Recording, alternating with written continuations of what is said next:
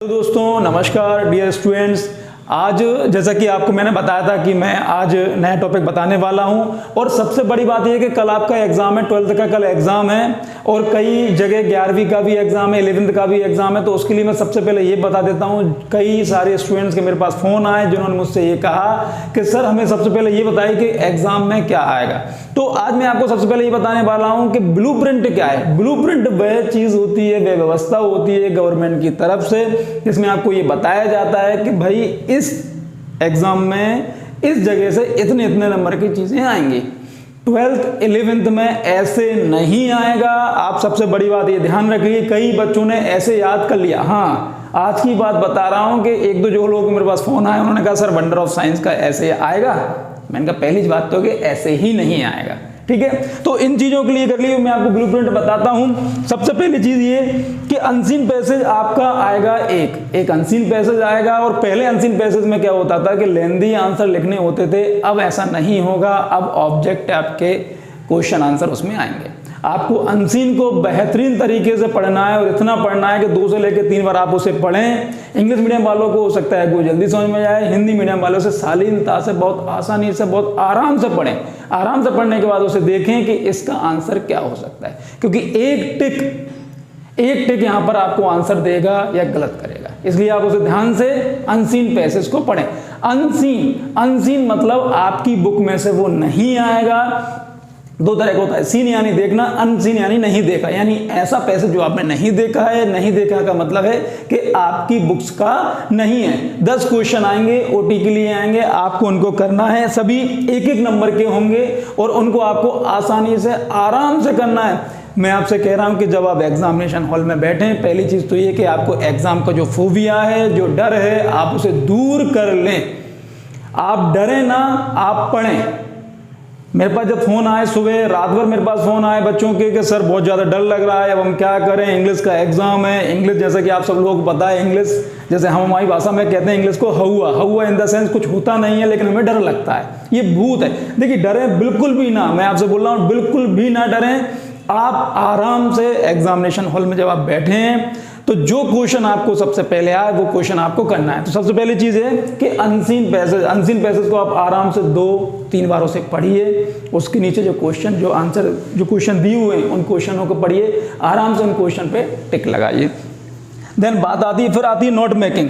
Note making में मैंने ज्यादातर देखा है, पिछली बार मेरे जो अनुभव रहे हैं वो ये रहे हैं कि जब नोट मेकिंग आता है ना तो बच्चे उसके साथ साथ समरी भी लिख देते हैं। नहीं, ऐसा नहीं करना है। 2 चीजें आएंगी, एक तो आएगा कि नोट बनाने हैं, इनके नोट्स बनाने हैं। देखिए नोट्स बनाते कैसे हैं आप क्या करते हैं, जैसे मान लीजिए एक पूरा पेज है, पूरे पेज के हमें नोट्स बनाना है। तो हम क्या करते हैं, उन पूरे पेज में से 4 से लेके 6-7 हम कोई पॉइंट्स लिख लेते हैं, जिससे हमें पूरी बात वो याद रह जाती है। सपोज मानिए कि आप कोई मूवी देखने गए हुए हैं और मूवी देख के जब आप किसी को स्टोरी सुना रहे होते हैं तो आप उसमें मेन स्टोरी सुना देते हैं। भाई 2 भाई थे, एक मम्मी थी, उनमें ऐसा हो गया, उनमें वैसा हो गया, ऐसा कुछ करके। तो यहाँ पे आपको नोट्स बनाना है। नोट्स आप बनाए तो पॉइंट्स में बनाएं। जो मैं बोल रहा हूं उसे ध्यान से सुनना, आप 100% पास होंगे, बहुत अच्छे नंबर लेके आएंगे।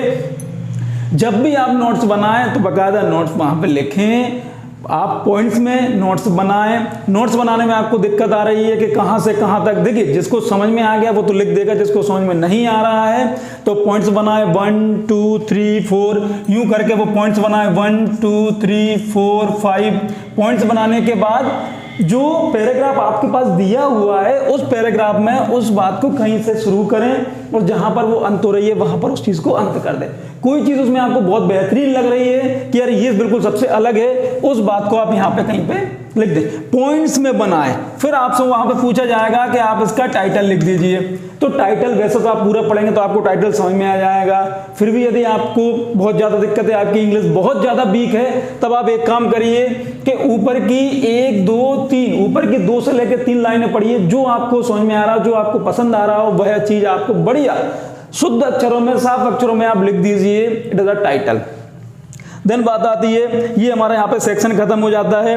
अब हमारे पास बात आती है राइटिंग स्किल। राइटिंग स्किल में आपके पास आएगा notice, advertisement, poster. Notice, advertisement, poster. देखिए इस चीज को समझिए। Notice advertisement and poster. Notice ये आपने पढ़े होंगे, स्कूल में आपने कई जगह लिखे रहते हैं नोटिस, मैंने मेरे वीडियोस भी हैं, आप उसे देख सकते हैं।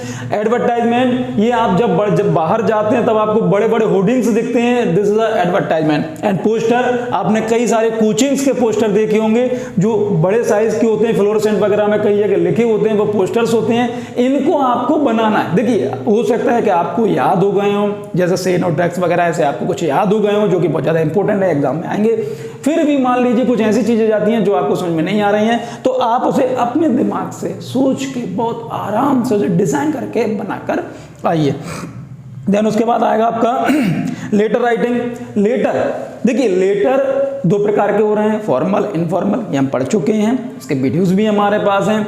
आपने टीसी का याद कर लिया होगा, टीसी का अगर आता है तो ट्रांसफर सर्टिफिकेट भी वही है, एसएलसी भी वही है, सीसी भी वही है, सिक लीव का आपने याद कर लिया होगा, लाउड स्पीकर का आपने याद कर लिया होगा, सिस्टर मैरिज, ब्रदर मैरिज का आपने याद कर लिया होगा, पापा से 100 रुपये मंगवाने के लिए वो याद कर लिया होगा, ये आपने याद कर लिए। फिर भी बाई चांस अगर आपका कुछ नहीं आता है तो ऊपर जो हम लिखते थे वो आप पूरा लिख के आएंगे, और ये आपको पता ही है कि सब्जेक्ट हमें लिख के आना ही है, रिस्पेक्ट सर हमें लिख के आना ही है, यू आर ओबीडेंटली हमें लिख के आना ही है, तो ये बिल्कुल जमा के आना है। बाई चांस अगर आपके एग्जाम में जो आपने याद किया वो नहीं फंसता तो आपको ऐसा करके आना है। Then long composition, articles, report, speech, debate.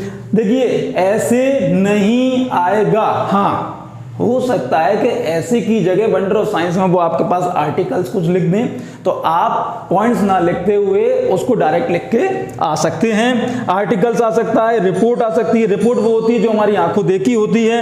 Then speech जो मैं आपसे बोल रहा हूँ ये स्पीच हो सकती है, या फिर जैसे मान लीजिए आपका कोई एक प्रोग्राम था, उस प्रोग्राम में फेयरवेल पार्टी थी और आपके पास एक स्पीच तैयार की हुई है, उस स्पीच को आपको बताना है। या फिर किसी टीचर की फेयरवेल पार्टी होती है तो उसके लिए हमें बताना होता है, दिस इज कॉल्ड स्पीच, उसे हम स्पीच। डिबेट जब दो, जैसे हम वाद विवाद जैसे हम कहते हैं तो डिबेट होता है, तो डिबेट आपको हो सकता है याद ना हो, तो आप अभी स्पीच याद कर सकते हैं, रिपोर्ट याद कर सकते हैं, आर्टिकल से याद कर सकते हैं। और कोशिश कीजिएगा कि आपको ये याद हो जाए और बेहतरीन अक्षरों में आप लिख के आ पाएं। Sentence, section, grammar.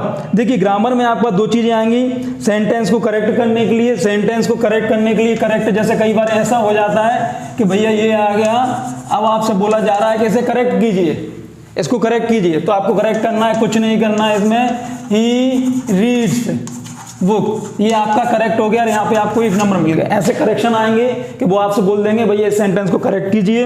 Then fill-ups आ सकते हैं, कुछ फिलअप्स आएंगे, एन दा के आएंगे, सम एनी के आएंगे, सम मैनी के, शुड वुड वगैरह इनके आएंगे, मॉडल्स के आएंगे। और डू एज डायरेक्टेड में आपको बता दिया जाएगा, इसका नेगेटिव बनाइए, इसका इंटेरोगेटिव बनाइए, इसका कंबाइन कीजिए वर्ड के साथ, इसका एंड के साथ कीजिए, इस तरह से आएंगे। अब जो महत्वपूर्ण चीज है जो 44 नंबर की है, 44 नंबर की है, वो आपकी बुक है, याद रखिए 80 नंबर का पेपर है, 44 नंबर की आपकी बुक है। बुक में एक्सट्रैक्ट अभी भी कई बच्चों को समझ में नहीं आया है, उन बच्चों के लिए ध्यान रखिए। एक्सट्रैक्ट मतलब अगर हम हिंदी अनुवाद करें तो इसका मतलब होता है रस, सार। तो आपके साथ क्या होगा कि जो बुक्स में जो पोएम है, जो लेसन है, उनमें से कोई सा एक पार्ट दे देंगे, जैसे आप हिंदी में करते हैं संदर्भ प्रसंग सहित व्याख्या, ऐसा कुछ करते हैं ना, तो वही चीज यहां हो रही है। जैसे मान लीजिए हिंदी में हमारा होता है कि चारू चंद्र की चंचल किरणें खेल रही हैं जल तल में, और आपसे पूछ लिया जाता है, कह दिया जाता है कि संदर्भ लिखिए, प्रसंग लिखिए और इसकी व्याख्या कीजिए, तो आप लोग उसमें लिखते हैं यह पार्ट इससे लिया गया, ऐसा कुछ। तो वैसे ही एक्सट्रैक्ट आएगा, उससे रिलेटेड इसके कुछ क्वेश्चंस आएंगे, उनको आपको करके आना। ध्यान रखिए एक्सट्रैक्ट आएगा तो इसके लिए मेरी आप लोगों को एक सलाह है कि जितने भी चैप्टर्स हैं अगर हो सके तो आप उनके चैप्टर्स के नाम और उन चैप्टर्स को लिखा किसने उनके नाम आप कर लीजिए, तो हो सकता है कि 1 या 2 नंबर आपको उससे पक्के भी हो जाएं। देन एक्सट्रैक्ट फ्रॉम पोइट्री, वही चीज पोएम से भी आएगा, प्रोज से भी आएगा, पोइट्री से भी आएगा। देन उसके बाद रीडर्स, सप्लीमेंट्री रीडर से भी आएगा, ये आपके पास आएंगे। ये सभी 1-1 नंबर के होंगे, इनमें जितने भी क्वेश्चन होंगे वो सभी 1-1 नंबर के होंगे। अब इसमें 2-2 नंबर के क्वेश्चन आएंगे, प्रोज में से आएंगे, फ्लेमिंगो में से आएंगे, फिर पोइट्री के फ्लेमिंगो में से आएंगे, फिर सप्लीमेंट्री रीडर विस्तास में से, उसमें से 2 आएंगे, और फिर जो आपके 3-3 नंबर के हैं उसमें से आएंगे, फ्लेमिंगो में से आएगा, प्रोज में से, और पोइट्री में से फ्लेमिंगो में से आएगा। यानी कुल मिला के अगर हम कहें तो 32 नंबर, 32 नंबर याद रखिए, आप पास हो जाएंगे। 80 में से शायद 28 नंबर में आप पास हो जाएंगे, याद रखिए 32 नंबर अगर हम बात करें कि 32 नंबर के जो क्वेश्चन आएंगे वो एक नंबर के आएंगे, और 20 के जो आएंगे वो आएंगे हमारे 2 नंबर के, और 12 नंबर के आएंगे हमारे पास 3 नंबर के, और 16 नंबर के आएंगे हमारे पास 4 नंबर के। तो ये आपका नंबर का डिवाइडेशन है। इस तरह से एक नंबर के 32 आ रहे हैं, ध्यान रखिए एक नंबर के 32 आ रहे हैं। इसमें पूरी ग्रामर है, इसमें पूरा पैसेज है, ये एक्सट्रैक्ट है, ये पूरी व्यवस्था है। इस तरह से आपको करना है। अब एक क्वेश्चन और मेरे पास आया था कि सर कितने नंबर का मार्क्स आ रहा है तो हम कितना लिख के आए।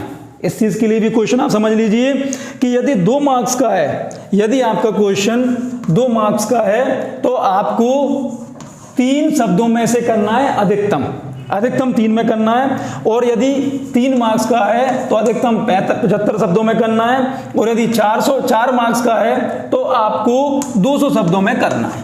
यानी अधिकतम इतने शब्दों में आप लिखेंगे, इन चीजों को करेंगे। तो मैंने आप सब लोगों को ये बता दिया है कि ये ब्लूप्रिंट है। ये ब्लूप्रिंट उसी तरह से है कि जिस प्रकार, जैसे मान लीजिए आपको सब्जी बनाना हो और आपको ये नहीं पता कि हमें नमक कितना डालना है, मिर्च कितना डालना है, गरम मसाला कितना डालना है, वही हिसाब यहाँ का है। आप अगर ब्लूप्रिंट के हिसाब से पढ़ेंगे तो आप विश्वास मानिए कि जो कल लगभग इसी टाइम में आपका पेपर हो रहा होगा, आप पेपर हॉल में साथ बैठे होंगे, आज रात भर आपको पढ़ना है। स्ट्रेस नहीं लेना है, टेंशन नहीं लेना है, ये बिल्कुल दिमाग पर रखिए, बिल्कुल टेंशन नहीं लेना है। जिन लोगों के पास मेरा नंबर है वो मुझे व्हाट्सअप कर सकते हैं, जो क्वेश्चन है वो मुझसे पूछ सकते हैं, और उसके अलावा मैं कुछ वीडियोस आज और बना रहा हूं जो मैं और आपको पोस्ट करता रहूंगा। चलिए बहुत बहुत धन्यवाद, थैंक यू।